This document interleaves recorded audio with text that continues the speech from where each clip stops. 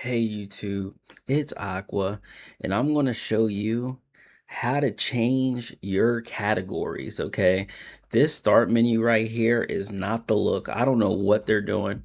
Microsoft, we love y'all, but we can't do this. You're trying to get AI to tell us that entertainment is solitary. Okay, so you're gonna go to here, you're gonna hit view and go back to list. Okay, now it's gonna show you all of your apps just like normal. Okay, just scrolling down, going to the start menu, just like normal, going from A to Z, your list. Okay, now if you don't like that, you can also change it to grid. If that makes anything even better, it does alphabetical order again, but it just shows, in a row instead of actual, categories. Yes, but that's how you change the categories here.